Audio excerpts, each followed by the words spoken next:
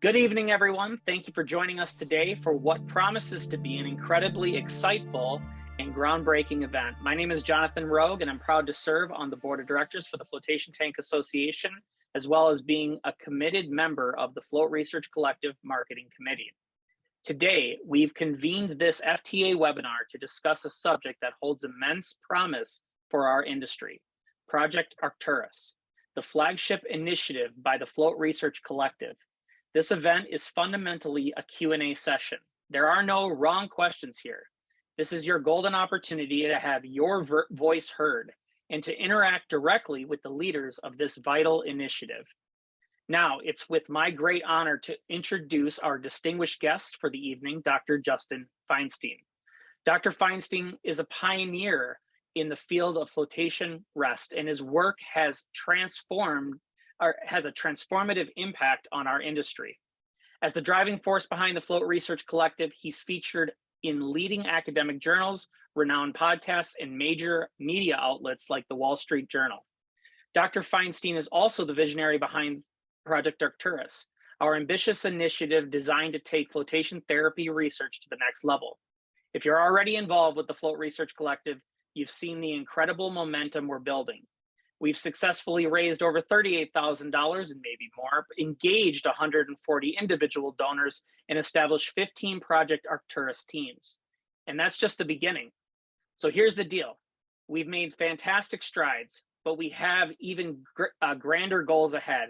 And to reach those milestones, we need everyone on board, everyone in this stream for certain. If you're not involved yet, now's the time to dive in. We're on the verge of something revolutionary, and we'd love for you to be part of it. And now, without further ado, please join me in giving a warm and enthusiastic welcome to Dr. Justin Feinstein. Thank you guys so much. Could everyone see the presentation on the full screen? Looking good, Jonathan? Yes. Yeah. Fantastic. Well, I'm so happy to have everybody here. You know, it's been about a year since we had one of these group Zoom meetings for the FRC, and a lot has happened in that past year. I'll review some of it. And what I'd like to do is just start off with a short presentation, should be about 15 minutes or so. And then we're going to spend the rest of the time doing sort of an open-ended question and answer session. I want to keep this going as long as you guys have questions. So we could go on for an hour, 2 hours. We'll just keep this going. I think the most important thing is that we're able to answer all of your questions. So, you know, to me, the biggest announcement to make for today is the launch, the official launch of Project Arcturus. This is going to be the largest float study that has ever been conducted. It's going to be a global float study that takes place all around the world. And if it's up to me, I would like to have representation from every single country in the world. And the whole point of this project is really to help us shape the arc of future float research. And we'll get into the nuances of it here in a little bit, and you'll get, I think, a better idea of what the primary goals of this study are. But to me, this is a really groundbreaking moment to utilize the collective power of this entire float industry to elevate all of us. So this past year, as I mentioned, there's been a lot of progress, and the FRC has had a very good and successful year in sort of getting the research out there. This was one of the biggest accomplishments. This just came out about a month ago in the journal eClinical Medicine. It was really the highest impact journal that a float study has ever achieved. It's published by The Lancet. It's read by a lot of doctors and clinicians. And this was a study really trying to understand how floating could help people with a very difficult to treat condition known as anorexia nervosa. These are some of the most severely ill patients you will find. It has the highest mortality risk of any psychiatric disorder. And I was really pleased to see this published in such a good journal. Now, one thing I will mention is all of these studies are on our website, clinicalfloat.org. And we've purposefully made these studies and paid extra to have them open access, which means all of you could read these studies, you could share them widely. And we did that on purpose, so you guys will be able to sort of disseminate this as broadly as possible. So one thing I could say about this study, I'm not going to get into too many details, is I've always suspected that the most severely anxious people stand to benefit the most from flotation therapy. And I think this is the first proof of principle. These were inpatients. These were mostly young women living in a hospital for weeks or months at a time trying to recover. And we floated them for 8 sessions. We followed them up for up to 6 months. And we saw a clinically significant drop in both anxiety and an improvement in their body image. So once again, a great proof of principle that we really do need float therapy in hospital settings. And I'm pleased to see this. Dr. Saib Khalsa at the Lloyd Institute for Brain Research was really one of the big leaders of this initiative. And we have more studies in this population to come. And I should also point out Emily Choquet, who many of you saw at the Float conference this year, was the lead author on this. She did a great job along with Flux. So it was a real group initiative. The next study that had come out was about 2 or so months ago in the official journal of the Anxiety and Depression Association of America. And this was the first study to really look at how long do the effects of a float last after it's over. And one of the striking findings of this study, and this was done in about 75 participants with clinically severe anxiety and depression, is the anti-anxiety and the antidepressant effects of floating lasted over 48 hours. In fact, we didn't go out long enough. In hindsight, I probably should have gone out 72 hours or even longer, because we were still seeing significant effects 48 hours later. And to me, this has a major clinical message, which is floating is actually more effective than the gold standard medications that people are using to reduce anxiety and pain. If you take a benzodiazepine or an opioid, you typically see the effects last 4 hours or maybe 8 hours. And then the anxiety and the pain starts reemerging. We're seeing effects that actually go out 48 hours. This is a really positive indication, and it shows you that whatever is happening in the float is persevering beyond it. And this was really the first demonstration of that. And then last year, Flux helped publish the first study that had ever been done, really examining the objective changes that happen throughout the cardiovascular system. We looked at things like blood pressure changes, heart rate variability, respiratory changes. It was very difficult to collect these data, as you could imagine. We had to find very special sensors that were wireless, waterproof, salt-proof. And this was a study done in 57 participants. And so once again, we're getting real clear objective data that floating is having a significant impact on patients who really stand to benefit the most from this. Some of you may have read an article that came out earlier this year in the Wall Street Journal. This was an article that was really set up by the Float Research Collective. I spent many months talking to this reporter. I had my colleague, Ricardo Gil da Costa from Neuroverse, fly out to Boston to measure her brain waves while she was floating. And she wrote a very nice article about how floating could help with stress and anxiety. And it got a lot of impact because obviously the Wall Street Journal is one of the most read newspapers around the world. So we're seeing all this momentum and progress. I'm really proud and actually quite excited by how much we have achieved. You know, just to give you a sense, since we started publishing float papers 5 years ago, there have been more publications than the previous 25 years combined. We've made all this progress, and I would hate to see us go backwards. That is, really one of the goals of the Float Research Collective, is to gain on this momentum. But the reason I bring this up is there was, once upon a time, a float drought. I kid you not, but if you go back to all the way in the early 1990s and fast forward for about 25 years, going all the way into the mid 2010s, there was a complete lack of float research. There was maybe one laboratory in Sweden that was publishing research.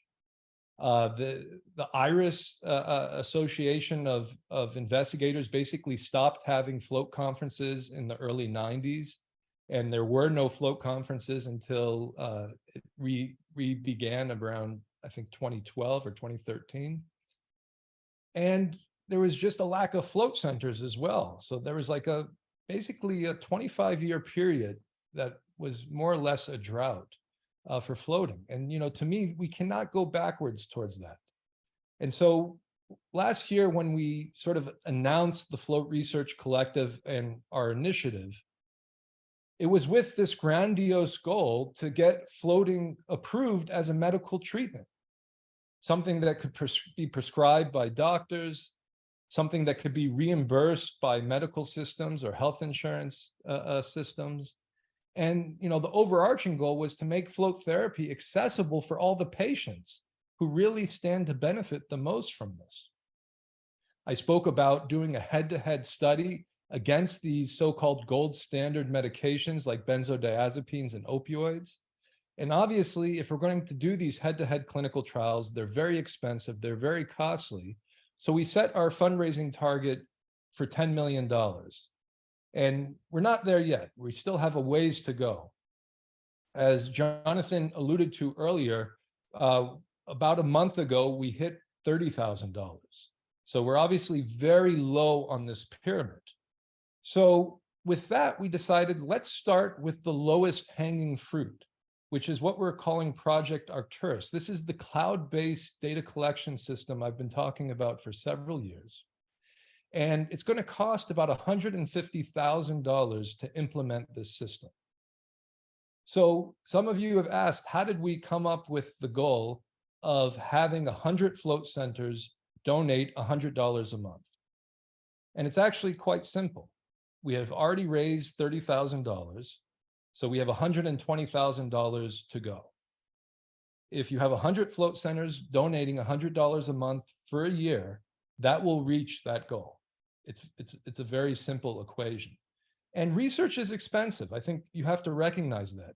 Just to give you an example, that experience sampling study where we were showing effects 48 hours post-float, that was the first study that the National Institute of Health had ever funded for float therapy. And they provided $750,000 to do that study. And that was kind of a mid-level study. It wasn't a large study. It wasn't a small study. It was kind of a mid-level study, 75 participants. So $750,000 to do a study like that, as an example. $150K to do a study like Project Arcturus is actually quite small in the grand scheme of things. There's a lot of stuff we have to do in order to launch this project successfully. We're going to have to onboard over 100 float centers, teach you the best practices of conducting good research and science to make sure we have valid data. And it's going to take some time to disseminate this, to ensure that we have a robust data collection platform, and to make sure that everyone's collecting data the proper way. So this is the initial goal, 150K, and I think we have a great shot of reaching it.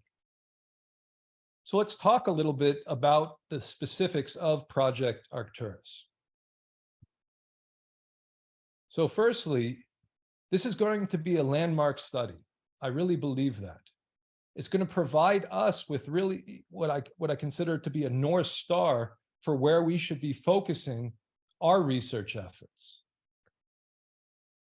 It'll be the largest study that's ever been conducted. Participants will number into the thousands. Keep this in mind.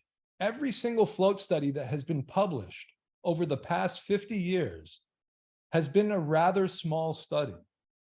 Even the studies I just showed you that we published this year were done in sample sizes less than 100 participants. And this makes it quite difficult for the mainstream field of medicine to take these results totally seriously. Oftentimes, when you have a really large-scale clinical trial in the field of medicine, it will be done in hundreds of people. And the neat part of Project Arcturus is actually this is going to be done in thousands of people. It's an order of magnitude larger than anything we have done before. And we're going to make this a global study. We're trying to get at least 100 float centers across the world to sign up for this. And keep this in mind. Project Arcturus is just the first study. Remember, the primary goal of this is to set up a robust data collection platform, a cloud-based data collection system that could be utilized in future studies. So once we have this great network of float centers who are willing to collect data, once we have this cloud-based infrastructure, it's going to be the gift that keeps giving. And a lot of the money that's going to be raised during this is going to be put towards setting up that infrastructure. Now, timing is key. Just to give you an example, that anorexia nervosa study took about 7 years to complete from the initial idea all the way to finally publishing it. Research is generally pretty slow. But the neat part of doing this cloud-based system in many, many float centers simultaneously is we could expedite things tremendously. And so if we are able to get 100 float centers to sign up by the end of this year, we're going to launch this study next year. Probably, I'm guessing, around the summer of next year will be the official launch of Project Arcturus. And we're going to be able to collect data at a very massive scale. We're going to be able to analyze it quite rapidly. And our goal is to publish this in a high-impact, peer-reviewed medical journal by 2025. So this is going to be the fastest float study that has ever been completed and the largest study that has ever been completed. I'm super excited about this idea.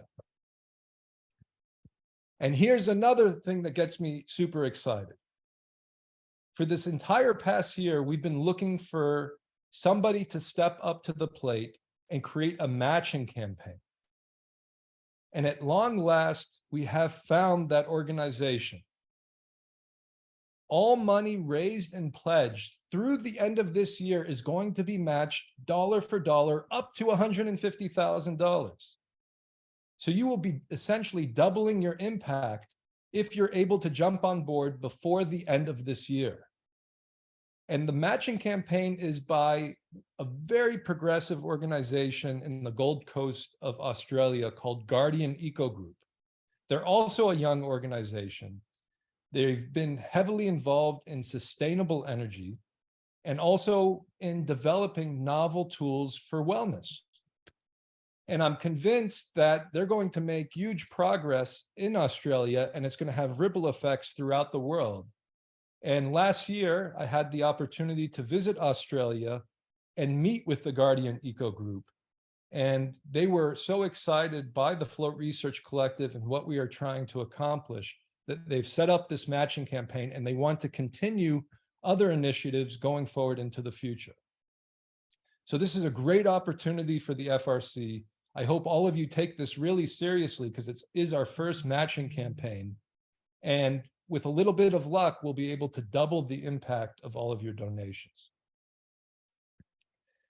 So let's talk about what Project Arcturus is actually going to be measuring. The first thing to recognize about this project is we are going to be focusing exclusively on members. So these are people who are paying you to float on a regular basis. It could be a weekly membership, it could be a monthly membership, or any variation in between. And so we are really trying to target your experienced floaters. And we're trying to ask a very simple question with this project. Why are people paying to float on a regular basis? The Float Research Collective has some ideas. Last year we kind of presented what we viewed as a triad of symptoms that floating helps with. And that triad really falls under the umbrella of pain, stress, and anxiety, and all the various conditions that subsume that large domain of symptoms. But there may be a whole slew of other conditions that people are using flotation therapy to help with. There could be neurological conditions. There could be immunological conditions. There could be a whole range of non-clinical indications like meditation and performance enhancement that people are using floating for on a regular basis. And here we're going to have the largest global sample that's going to have a very deep dive into answering this specific question. We're also going to look at a range of other questions. So for example, we're going to figure out how often are your members floating and how long are the benefits lasting? We're going to be asking people about their usage of different medications. And we're going to try to see how many members were able to reduce or eliminate certain medications because of their float practice. For example, people who are taking benzodiazepines for anxiety reduction or opioids for pain reduction, were they able to mitigate their medication usage because of the great benefits they were receiving from float therapy?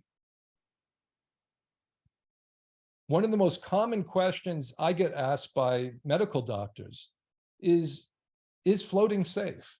And so far, all of the studies we have published suggest that it is. But here we're going to have a very large sample of very experienced floaters, people who have floated dozens of times or even hundreds of times, right? And we're going to get a keen sense of what are the safety issues that might come up over the course of all these float sessions. And it will provide a very clear indication of what these safety issues are, if there are any, and what are the base rates of these types of issues. And then finally, something that I'm excited to look into is whether we're able to replicate some of my findings at a massive scale. Are we able to show this dramatic drop in state anxiety reduction, this enhancement of interoceptive awareness, this prolongation of effects to 48 hours following a float? And if you remember, in some of my earlier studies, we asked these patients about all the different things they've tried in life to help them reduce stress and reduce anxiety.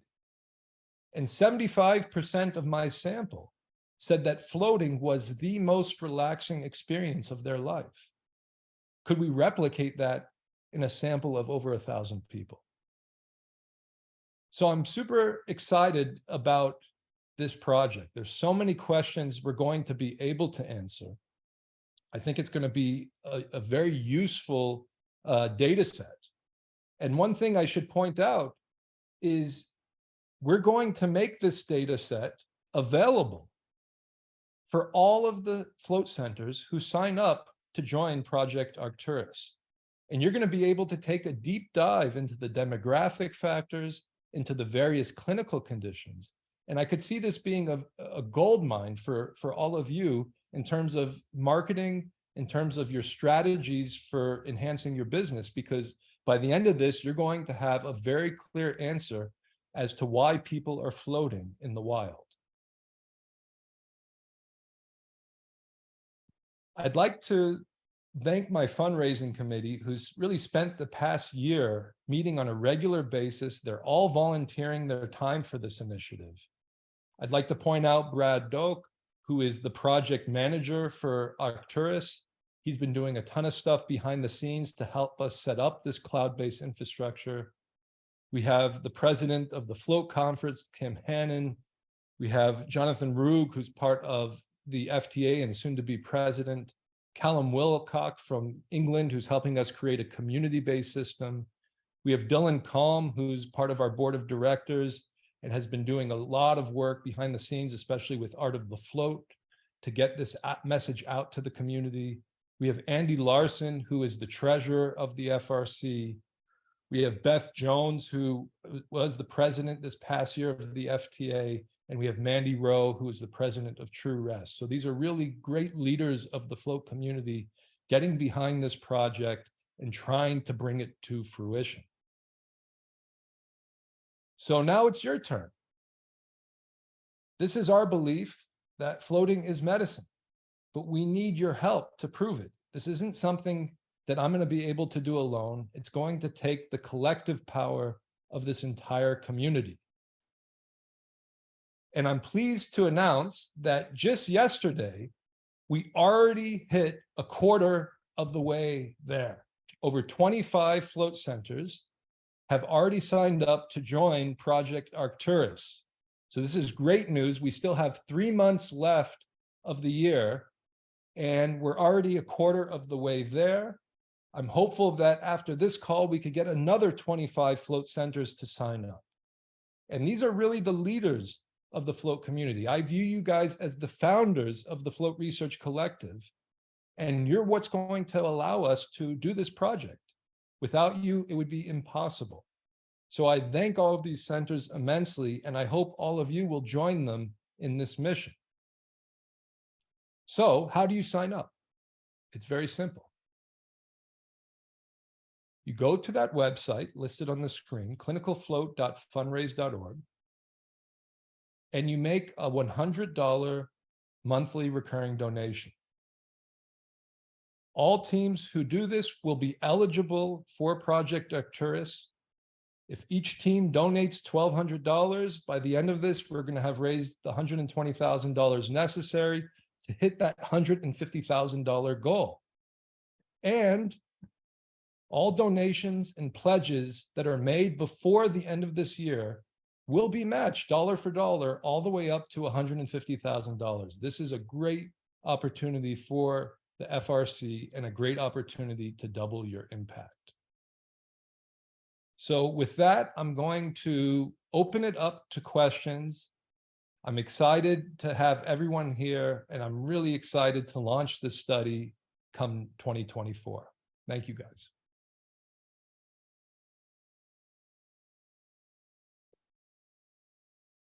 Excellent. Thank you so much, Justin. Feel free to jump in. And if you guys have any questions, anything, just let us know. And just to get things kicked off, Justin, I think that it's safe to say that our audience is probably curious about the financial aspects of Project Arcturus. Could you tell us a little bit more, like where does the money go, and you know, when somebody signs up? Absolutely. So right now, all of the money that is being donated through these monthly recurring donations is going specifically to Project Arcturus. We're not spending it on anything else. We're going to build this cloud-based data system. We're going to disseminate it to each of you. That's going to require an onboarding process. It's not going to be hard. One thing I should mention is we're trying to make this as easy as possible on the float centers. We know that your day-to-day operations are quite busy. You don't have a lot of time to be conducting float research. So our goal is to actually make this simple. In fact, one of the strategies that we're looking into and we think is very viable is you will be able to provide a QR code to all of your members. And they will be able to use that QR code to download an app onto their phone. And that app will take them through the entire study procedures. It will include the informed consent. We're going to have this approved by an institutional review board that will allow us to publish any data that comes out of this. It will include all the questionnaires that they need to be answering. So essentially, your job as a float center is really to get the members to sign up and download the app onto their smartphones and then complete all of the surveys and measures. It's not going to take a lot of time out of your day-to-day operations. So that's one important thing for you to recognize is we're trying to make this as simple and as easy as possible for the float center owners and operators. Excellent. And with that question too, again, if anyone has any questions, feel free to jump on in. But on the financial side, what about tax deductions? Are donations to Project Arcturus tax deductible? And can donors expect to receive a tax receipt at all? Yes, The answer is yes. So we are 501c3 nonprofit organizations. That means all US donations are fully tax deductible. Every time you make a donation, you will receive a receipt that you could use with your taxes. And it's a great perk actually to be receiving because we are a nonprofit. Hello. I have a couple of questions, and I was just curious as to information about impact on floating for people that are training, like for athletes that are training, for performance, for shift workers, and for people with sleep disturbances. Yeah, all great questions. And just to give you a good example, we all have great anecdotal stories of how floating has helped people with their sleep, how floating has helped people with performance enhancement, how floating has helped people who have circadian regulation disturbances, right? Unfortunately, there has not been peer-reviewed research on those domains. Very, very little in all of those domains. And so one of the things that we will be looking at with Project Arcturus is all three of those things: how floating is affecting sleep, how it's affecting people's ability to perform, and also how it's affecting their ability to regulate circadian rhythms, especially shift workers and first responders. So I think there's a lot to be learned there with Project Arcturus.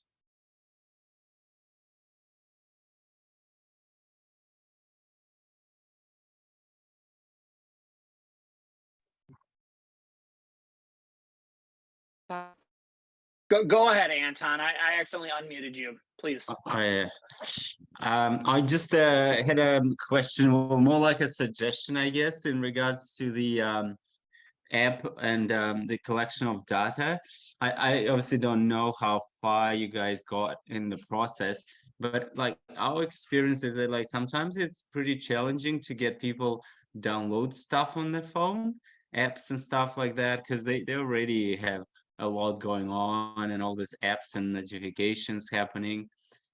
Maybe a solution that is like a web-based platform that could be integrated in existing booking systems that float centers use could be quite seamless. So it could be just a piece of code. Well, on the background, it's like a database obviously set up, and a piece of code like a webhook, or sort of like a widget that you can incorporate in your email blasts that automatically gets sent to members after each visit and stuff like that. That would prompt them to take an action, whichever action necessary, and fill out a questionnaire or something like that. I think, well, in my experience, that probably would get us to collect easier, because apps could be people could be a bit hesitant with installing apps and keeping track of that and keep on using it. Yeah, one of the things that is a little bit difficult in that regard is we have to collect things in an ethical fashion. And part of that involves what's known as an informed consent. And part of that involves collecting signatures and making sure all the participants understand the risks and the benefits of participating in this research and so forth. And the neat part of this app that we're looking into is it does all of that in a very streamlined fashion, ensuring that we're following the best of ethical principles. This is, a little bit more difficult to do with an email-based system. We have looked into a tablet-based system where, for example, we could have float center operators handing somebody a tablet, maybe while they're in the relaxation lounge post-float, and they could start filling out measures. This is another possibility that we'll be using for the cloud-based system. And we're looking at the pros and cons of it. But absolutely, Anton, I think there's pros and cons to every method. One of the neat parts of the app method is it's all self-contained, which we like, and it does send out automated messages and notifications when questionnaires are due to be completed. Yeah, I guess to clarify, what I was suggesting, it's still an app. It just doesn't look like an app on your phone. If I guess if you just I guess clarify these things with a web developer team or coders, because they would be able to understand what how this could be done. It's still an app, but just not like an app you download from a app store, and all the signatures and stuff like that still could be collected. Yeah. And one thing in that 48-hour plus study, so you guys know, the way we set that up is it was done through text messaging. So 4 hours, 8 hours, 24 hours, and 48 hours after the float was over, you would get an automated text message with a link to complete a survey. And that would be another possibility that we're looking into, where instead of having an app, you would just have automated text messages that would cue you to complete certain measures. I just want to give a quick shout out that we do have 2 people that actually officially signed up, Levity and Float 606. Thank you both so very much. And Dylan just forwarded a question, and Alexandra, I'll let you speak right after this. But would it be possible to donate $1,200 before the end of the year so that it could match the whole donation?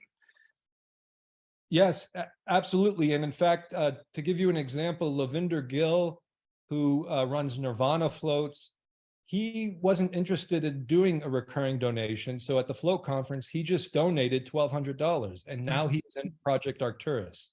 So you're definitely able to do a flat donation. You don't have to do a recurring donation. We do know times are tough now. So the reason we came up with the $100 a month is we thought this was a reasonable amount for a lot of float centers. In essence, it's about donating, essentially 1 to 2 floats a month to this research initiative. And so you could do recurring donations, you could do single flat donations, it does not matter. And then another thing I should mention, this is a really exciting aspect of the matching campaign, is as long as you sign up before the end of the year to do a recurring donation of $100 or more, it will be matched all the way through 2024. So just to give you a concrete example, if times are tough right now and you're struggling to sign up at this very moment, maybe on December 31st of this year, you could join and make your first $100 recurring donation. Guess what? All next year, the remaining $1,100 will also be matched. The key part is you have to make that donation before the end of this year. That's the key. Alexandra. Hi, can you hear me? Yep. Yes. Okay. I just had a question. As a former clinical researcher, psychologist, is there any way we can get, or when could we get a look at the measures of what's going to be used and sort of the design of the study? Is there a way to get a sneak peek? Yes. So we're going to be hosting private webinars for all of the float centers who sign up. It's probably going to be on a quarterly or biannual basis. So this isn't going to be something you're hopping on every week. We know you guys are very busy. But the whole point of these webinars is to do exactly what you're suggesting. We're going to talk about the study itself. We're going to go through the different measures that we're going to be using in the study, and we're going to be soliciting your feedback to make sure that we're covering all of our bases. When we talk about a float research collective, we really mean it. This is a collective of different float centers, and we're all going towards the same goal. So we want your feedback. We want your participation. Absolutely. And if anyone does join in this live stream, please let us know. We would love to give you a shout out because it's an amazing thing. It means that what we're doing here is important. It's going to work. We're really going to hit that goal. I truly believe it. Dylan, take it away, my man. Yeah, quick question. If somebody wanted to donate more than $1,200 in a lump sum, is that all going to be matched before the end of the year?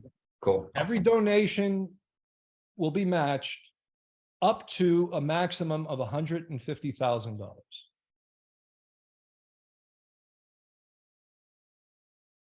Fantastic. Timeline for data collection. One question I had was the critical factor that many here that for many here tonight is the timeline.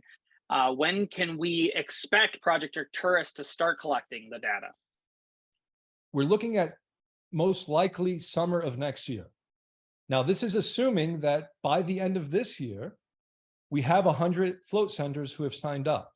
We really need that giant base of people, both from a budgetary standpoint and also from in terms of the number of subjects that will be participating. We're not sure how many members are going to actually complete all of these measures. You assume that members are very committed and passionate about floating, right? So maybe we'll have a 50% turnout for your members, but maybe it's only 10%. You know, you have 100 members at your float center, maybe only 10 of the 100 are actually signing up for this study. So we're going to have to kind of use the collective force of everybody in order to get our total number of subjects above that 1,000 mark. So that's why I think it's important that we try to get that before the end of this year. Now, assuming we hit the 100 float centers by the end of this year, our goal then is to start data collection by summer of next year. And we're going to use the first half of 2024 to train all of you on the best practices for data collection and to really troubleshoot the system before we launch it in earnest. Got to give a shout out to Bryce from More Floats. He says anybody he said from today, anybody who, every float center that signs up before the end of this call, Bryce will donate $50. Wow. So that's huge. Thank you, Bryce. And then one last question to follow up with the one prior. Who will have access to the data collected during the project? Can you provide some insight into how valuable this information will be managed and shared? So firstly, you know, our goal as the Float Research Collective is to disseminate this research. So in the initial go, the FRC is going to be mining the data and publishing on the data. Once the paper is published, we are going to give exclusive access to that database only to the float centers who have signed up for Project Arcturus. One thing to point out here is the data we will be collecting and the entire database is going to be de-identified. In other words, there will be no health risk or confidential information that will come out of this database. This is really important because you don't want that data getting out to the world if it has people's names, if it has their confidential information. But with that said, you're going to have the ability to mine the data at a very deep level. You're going to be able to look at demographic factors. You're going to be able to zero in on very specific clinical conditions that you're interested in studying or promoting at your float center. And that's going to be something you have exclusive access to. I think it's a gold mine of data, to be honest, because never in the history of floating have we had such a clear picture and idea of why people are paying to float on a regular basis. Excellent. And remember, anybody can jump in, raise your hand, what have you, but I do have some questions that were kind of pre-gamed because Sherry and Will from Float in the Forest, they're in the UK, it was 10 o'clock. They logged on an hour early. And unfortunately, float harder. Woo! Oh, Thank you, fantastic. Thank you, James. Thank you, Amy. Thank you, James and Amy. They weren't able to get on because it's 11 o'clock their time, but they do have some pretty advanced questions. But I'm going to try to read them out to you. We'll start with number one. How will the variables be controlled across the data? Some variables might be under the control of the floater. Others may be constrained to the policies or design of the float center.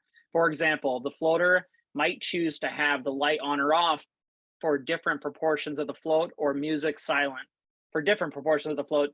The float center may constrain the choice of float duration, and the design of operational choices of the float center operator might impact the quality of the float environment. How are these data being recorded for each float? It was kind of a long string of like different data points, it looks like.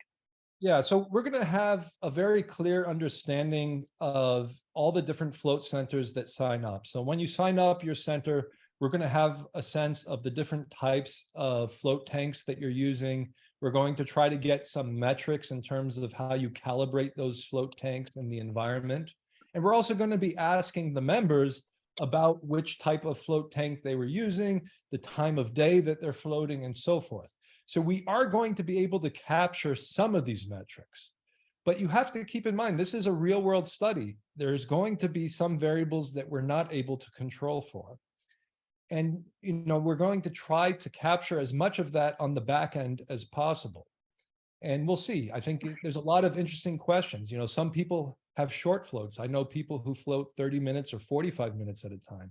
I also know some members who have consistently long floats. They're floating sometimes upwards of 2 to 3 hours at a time. And we're going to try to capture some of those metrics so we could see if there's a dose response relationship. If people are floating longer, are finding more extended or more intense benefits. That's something we could look at. But there are going to be some variables that are very difficult to control. We'll try to capture that through the float centers that sign up, but it will be more or less a covariate in our analysis. Got to give a shout out to Anton, Float Culture, signed up. Thank you, That's Anton. fantastic. By the way, Anton is the first float center in the country of New Zealand. And he's been going at this now for over a decade and is a real leader up in New Zealand. Go with the float. Stephen Bryla, Chris Wardlaw. Oh, thank you guys. There you go. I love that name. Go with the float. Yeah. Stephen. So I think we're probably okay. over a third of the way to our goal of 100 teams right now. That's really exciting. I think we just passed over 33 teams who've signed up. That's wonderful. Okay, so Tiago, take it away, my friend.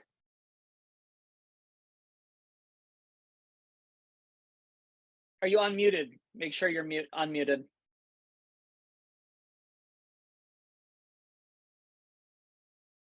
Tiago, you'll have to restart. I asked you to unmute. I signed up for the team as well. So it looks like Tony Basil with the Float Therapy Association Australia and New Zealand. I think that he signed up. We'd have to confirm that, but hopefully. Tiago, go ahead, man. I'm sorry, you were muted. No problem.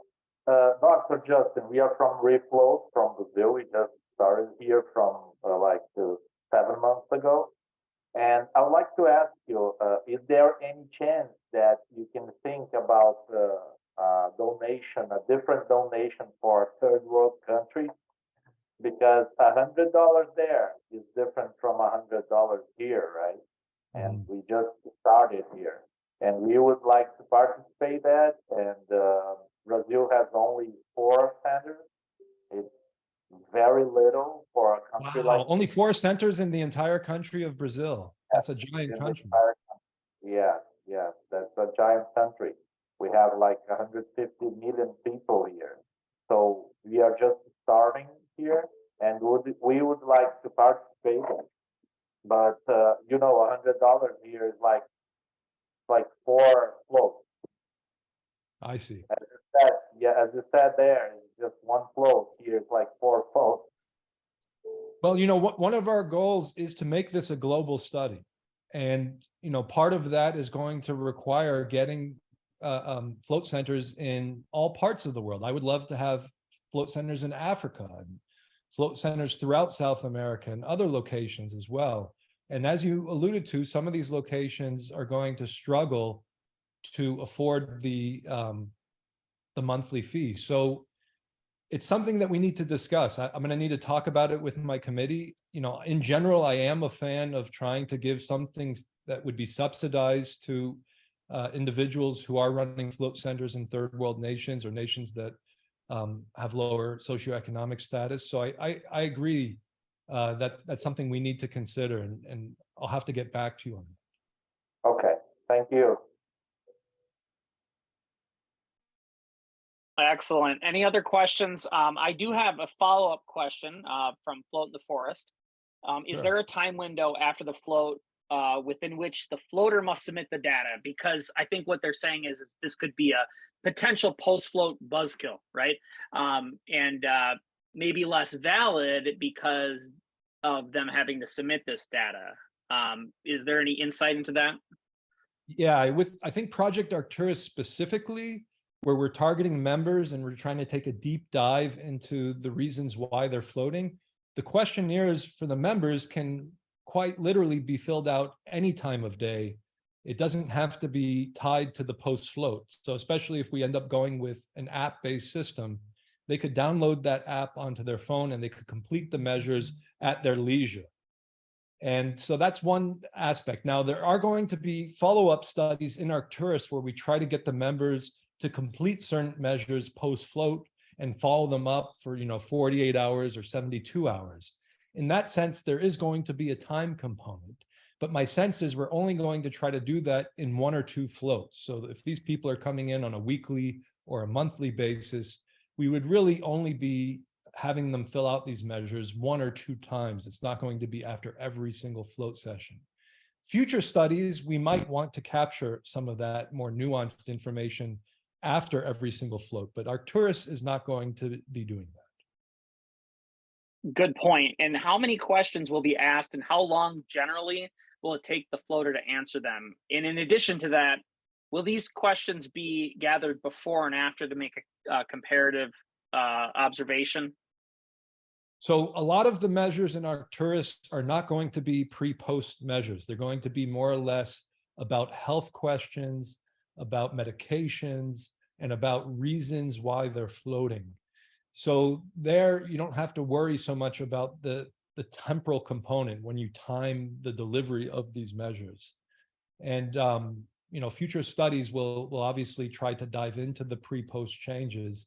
But I think with the initial Arcturus study, we're trying to make this as easy on you as possible and as easy as possible on the members themselves. Excellent. Gerald had a question. If we made a donation, can we get access to the session questionnaire for our clients to start gathering data? Probably not. I think we're going to try to do this in a very uniform way. We may have a series of beta testers that we will sign up early next year to try to troubleshoot some of the issues that might come up. And in that case, you would have kind of early access because we're going to try to troubleshoot some of the issues. But right now, the goal is to launch this with the entire group of centers simultaneously around summer of next year. Excellent. I do have another question.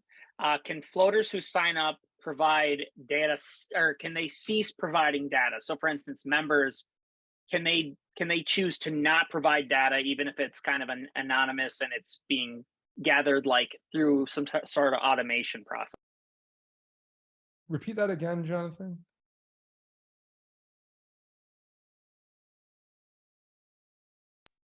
Can folks who have initially signed up to provide data, is there a mechanism for which they can stop providing data? I think that's the best way to ask the question.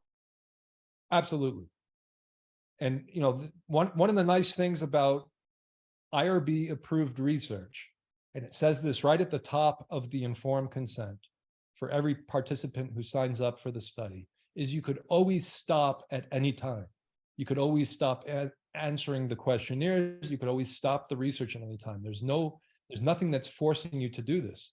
And likewise, if you're a float center and for whatever reason you decide partway through data collection that you need to stop, or you have reasons why you have to stop, we will of course allow that to happen.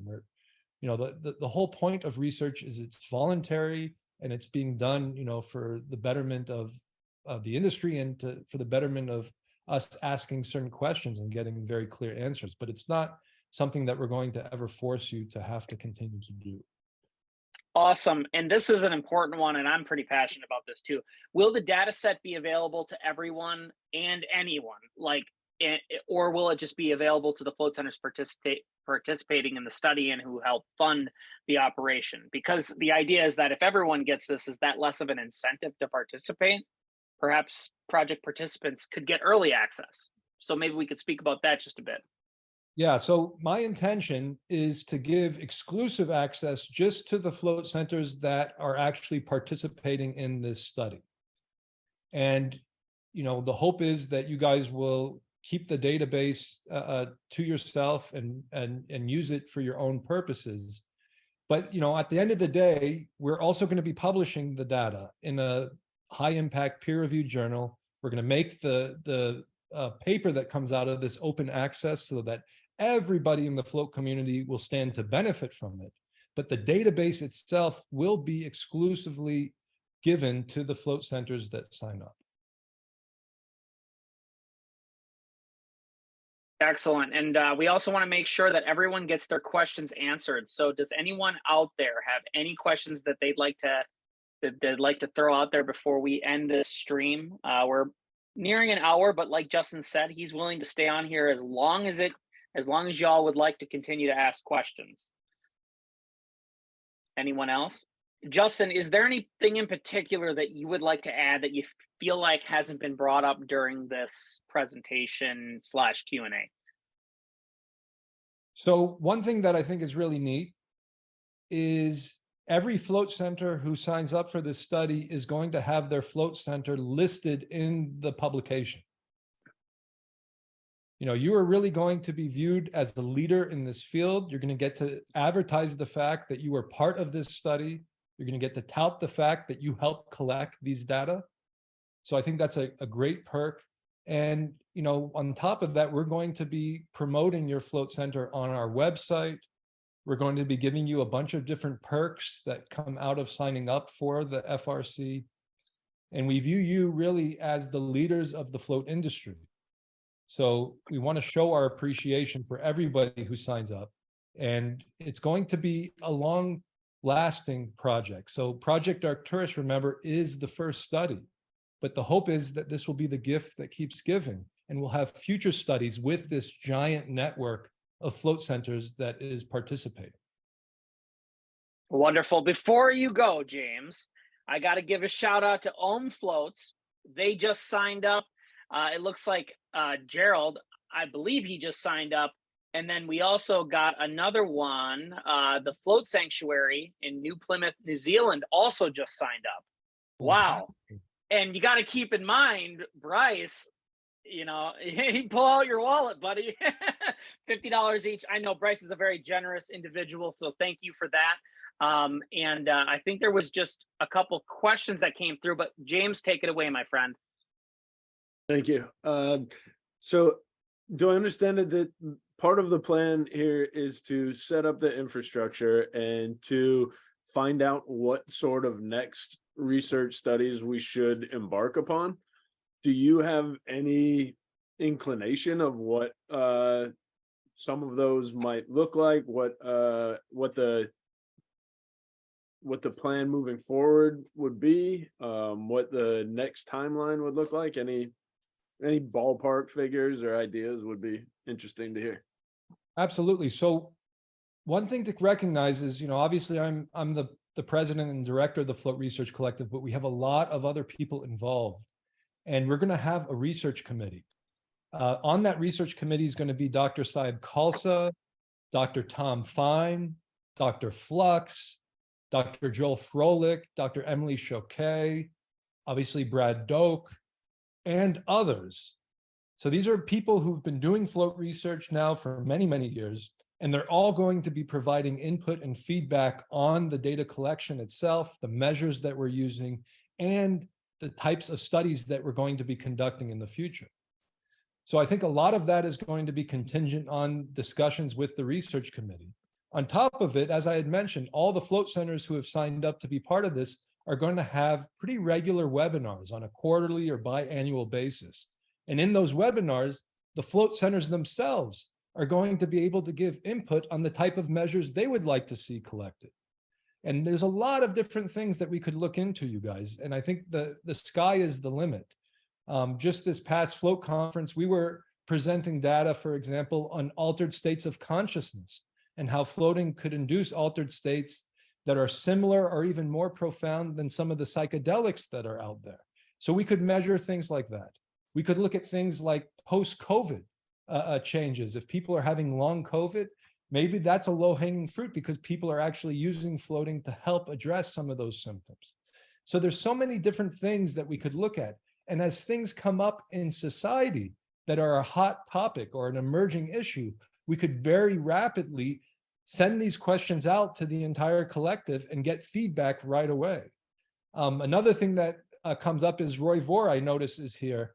Roy is collecting safety data across many different float centers, looking at water quality, looking at just the general safety of the way things are set up. We could use this infrastructure to collect that type of safety data, and that could be another future study.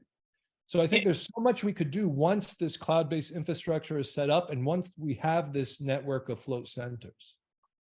Absolutely, and that study, the microbiology project, is an FTA initiative operated by Roy, and that's why the FTA and the FRC are like, in a way, sister organizations, because we want this to be the future of our industry, because there's so many amazing things. I got to give a quick shout out before I bring you on, Vivi.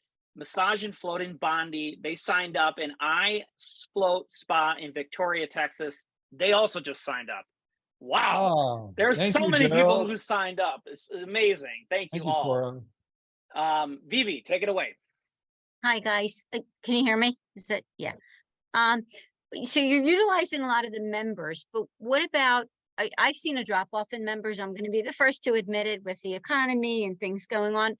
How about your people that come in like 2 times, 3 times? Like, are you having certain parameters, or are you really utilizing it towards people who obviously have a vested interest? They've become members. So how does that work? Like, I've had people, they come in 2 times, they come in 3 times. My memberships have definitely seen a drop off in the past couple months, and there's other factors. But so just wondering your point of view on, you're pushing just that demographic or whatever. I think for this initial study, Vivi, we're going to focus on the members, but in future studies, we could look at a lot of different types of floaters. So one of the future studies is going to be a first-time floater study, where we're just gaining data on people who are having their initial float session. We could have even another follow-up study where we look at these sort of in-betweeners, right? People who float a couple times, but then maybe they stop. And we could try to figure out, why are they stopping? What are the things that are going on that cause that to happen? What are the predicting factors that tell you who's going to go on to float on a regular basis versus who's going to just have several sessions? So these are things we could look at in future studies, definitely. But with this initial study, it's really just focused on the members. Cool. And I wanted to point out, Kate did have a quick question. I will be donating before the end of the year. However, I am in between centers. Is this a problem? Not at all. As long as you get your donation in before the end of the year, you will be part of this project and your donation will be matched. Another thing I should bring up, and this got asked to me the other day, is there was a person who was really in love with floating, who was a member at a center and was probably floating there over 500 or 600 times. This is somebody who you more or less might be called a lifer, right? They're floating maybe every week for many years at a time. They wanted to raise the money themselves, and they asked, if I raise $1,200, could the float center that I float at participate? And guess what? The answer is yes. If you have a member or you have somebody who wants to donate your $1,200, you are now eligible. We don't care how we are able to raise the money. We just need to get to that threshold so that we could afford to pay for this study. That answers your question, Roy. Okay, so wonderful. And there was a question that said 1,200 by the end of 2023, right? Like, that's right. I think, yeah. So you don't have to have all 1,200 either. I think that's another thing you need to recognize is the way we set up this matching donation is if you donate by the end of the year. So let's say you're at your New Year's Eve party, it's December 31st, and you suddenly realize, oh my God, I forgot to make my recurring donation. So you go online, you make your first $100 monthly recurring donation at 11:59 at night on December 31st. Well, guess what? Your $100 will be matched, and the remaining $1,100 that you'll be sending us next year will also be matched. So you don't have to have the entire amount of money in before the end of this year. It's your pledge that will also count. Awesome. So here's one for you. Bryce asked, does this mean that we're maybe more likely to get into big publications like the Wall Street Journal? I think so. You know, when I was when I was interviewing with the Wall Street Journal earlier this year, that was one of the questions that the reporter asked me is, have you ever had any studies that were done in hundreds of subjects? And unfortunately, I had to say to her, no, we haven't. But once this comes out, I think a lot of journals and outlets, really high impact mainstream outlets, might be very interested in this. It adds credibility. It really does. When you have thousands of people and all of them are saying the same thing, it adds an element of credibility and also an element of replication, right? Because we're seeing the same things happen in float centers all around the world. Awesome. Lots of conversation about that and potential. And I think that there is. It's kind of a call to action. Look, everyone here, this is an opportunity for you to participate in this groundbreaking research, and it's kind of a crowd-funded study, and it's gonna be amazing. I mean, I can tell you, I'm a contributor. My float center. Many of you just joined today, and it's so inspiring to see that. I'm actually really interested to learn now where the FRC and the Project Arcturus is at in the data, which I'm sure we'll learn very shortly here. But is there anything else, Justin, before we do just a quick sign off? And I think I'd like to tell everybody a sincere thank you, because when I initially envisioned the idea of the nonprofit, it was as a collective. I didn't just call it the Float Research Nonprofit. No, it's the Float Research Collective. I've always viewed it as a collective. This is a very powerful industry. We're different than other industries out there. I think it would be very difficult to do a study like this with other modalities, say massage therapy or acupuncture, or even some of the other modalities that people are using in their centers, like saunas or cold plunges. We don't have the integration. We don't have the collective nature of an industry in those other modalities. But here, as a float industry, we have that. We have something very special. I think we all realize we've stumbled upon something that is more or less a secret that very few people in the world even know about. But yet this secret could have profound impact on the communities that we serve. You're seeing it day in and day out when people come into your center and they leave so much happier. They leave in such a different state of mind. You don't even need to talk to people after their float. You could just see it in their body posture. You could see it in their facial expressions, right? You're making the world a better place. And to me, that's what's so exciting about what we're doing here. We're now taking the collective power of our entire community and trying to measure things in a very systematic way. This has never been done before at this scale.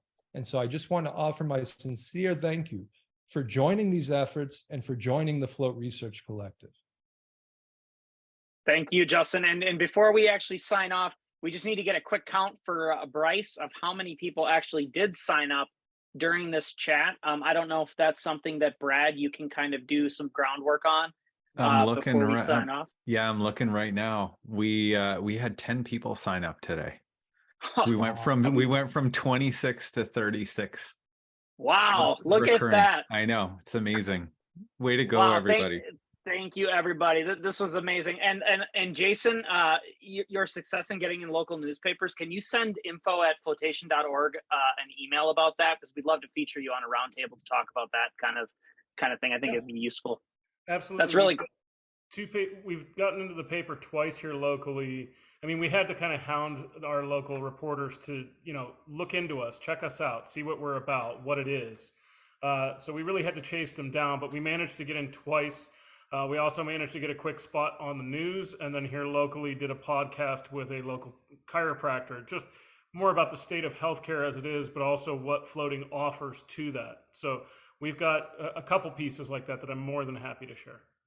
Cool, thank you. And yeah, thanks everybody. I'm just going to do a quick sign off. Ladies and gentlemen, we've had an incredibly enlightening and inspiring evening. A huge thank you to, of course, Dr. Justin Feinstein for sharing his valuable insights on Project Arcturus and the game-changing research spearheaded by the Float Research Collective. Before we wrap up, there's something crucial I'd like to share. If you find value in this work and see the transformative power of flotation therapy as we do, I strongly urge you to become a member of the Flotation Tank Association some people know it as the FTA. Membership grants you a myriad of benefits, including a direct pathway to contribute to the industry's future. You can join us at floatation.org/join. And to learn more about the Float Research Collective and the research that fuels our community, please visit clinicalfloat.org. And if you're feeling inspired to contribute directly with this groundbreaking work, you can make a donation before the end of the stream at clinicalfloat.fundraise.org. That link is in the chat. Together, let's elevate the industry, advance the science, and expand the possibilities of what flotation therapy can do. Thank you all for joining us tonight. Thank you, everybody who contributed. Keep floating, and we can't wait to see you at the next Float Tank Association live webinar event.